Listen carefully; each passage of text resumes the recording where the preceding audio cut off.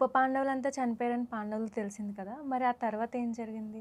ఒకవైపు ద్రౌపదిని పాండవ శిబిరాల దగ్గరికి తీసుకురమ్మని ధర్మరాజు దృష్టద్యుమ్నుడి రథసారథిని పంపించాడు కదా!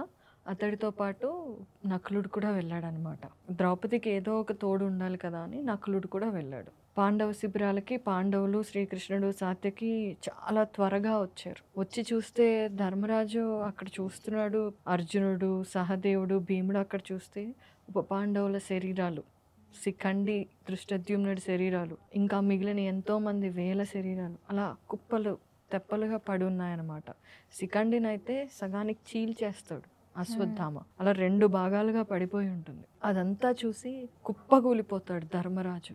అయ్యో, ఎందుకేనా యుద్ధం జరిగింది? నేను అసలు ఎందుకు నిన్న ఇక్కడ లేకుండా పోయాను? కృష్ణ, ఎందుకు నన్ను తీసుకువెళ్ళావు?